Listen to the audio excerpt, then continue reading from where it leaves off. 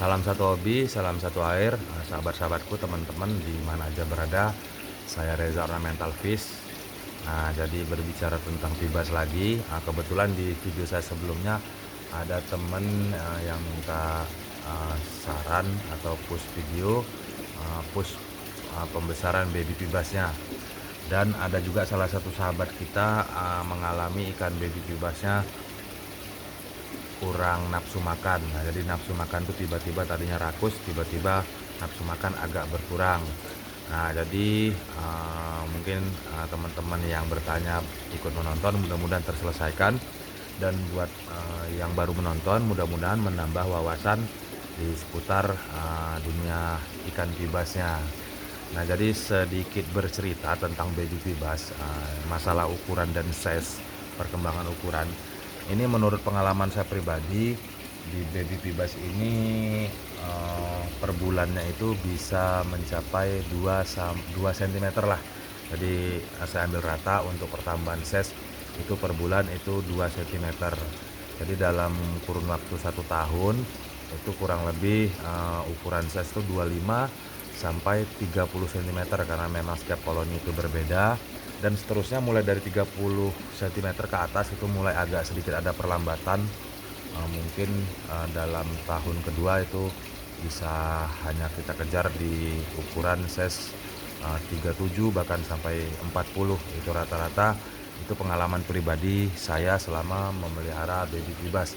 Itu pun yang saya pelihara selama ini memang saya letakkan di kolam pembesaran. Jadi ada kolam nganggur, saya besarkan di situ. Jadi tanpa hal yang tidak serasakan gitu kan.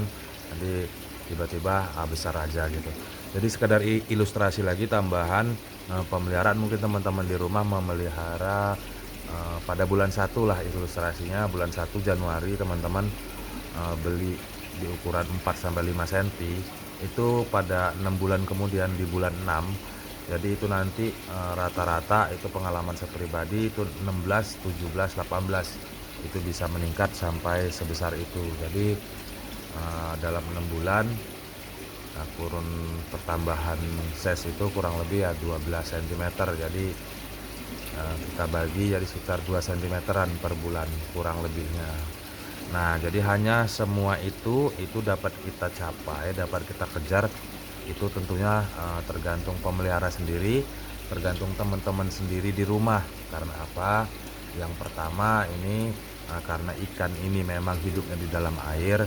Jadi hal yang harus kita capai, hal yang harus kita kejar itu yang pertama kualitas air, kebersihan air itu sendiri. Jadi terhindar dari bakalan-bakalan penyakit yang timbul terhadap amoniak tinggi. Karena apa? Baby vibas ini memang ikan yang rakus, yang kerjaan cuma makan, buang kotoran, makan, buang kotoran saja. Nah, jadi teman-teman juga harus pembersihan rutin itu harus benar-benar terjaga dengan baik. Nah, jadi untuk water tank air, karena memang rata-rata sih bahkan ada teman-teman yang sering mengganti air tuh tiap hari. Nah, itu juga saya sarankan harus teman-teman hati-hati sekali, karena memang saat pergantian air jika teman-teman tidak persiapkan itu akan terjadi perubahan suhu ekstrim pada air itu sendiri, dan otomatis pH juga berubah.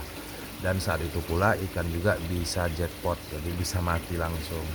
Nah, jadi untuk penyiapan air teman-teman bisa cari di channel saya, itu saya langsung terangkan buka-bukaan hal-hal yang saya lakukan dalam penyiapan air dalam pemeliharaan ikan selama ini.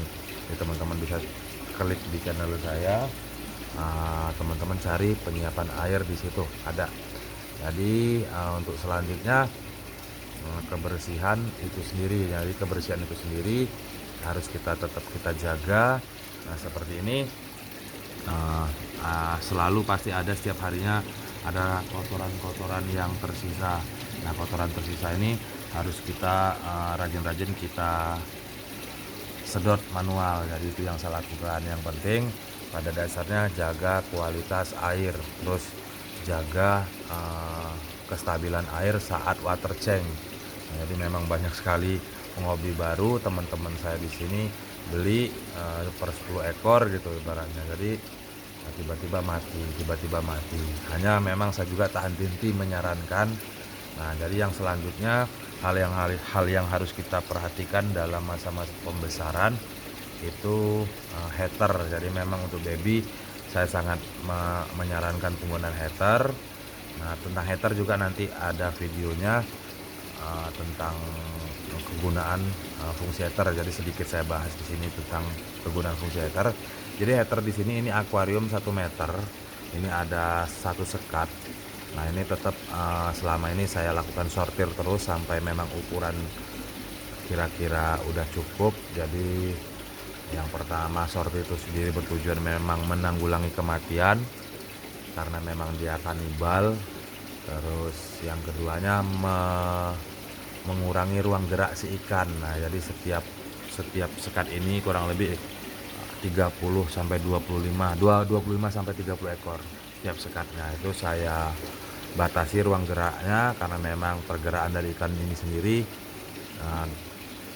dapat mengurangi keterlambatan ukuran itu sendiri. Itu pengalaman saya pribadi. Dan air juga masih sama 25 cm. Jadi yang selanjutnya pola makan. Nah, jadi pola makan ikan pibas ini sangat rakus. Itu pun teman-teman harus hati-hati pemberian pakan. Jadi pemberian pakan ini sendiri saya sangat menyarankan sampai nanti ukuran 10 cm itu full cacing beku saja. Karena apa? Mungkin teman-teman ada yang memberi tambahan ikan citul atau ikan senang, itu boleh, hanya memang harus kita sterilkan dulu, kita bersihkan dulu. Nah, ini kebetulan ada sampel ikan citul yang lagi saya karantina. Nah, jadi saya biasanya penggunaan ikan citul ini memang saya ganti sampai 3 kali, bahkan sampai dia ini berumur 1 minggu. Dari saya serok di selokan sampai memang benar-benar steril baru saya berikan pakan.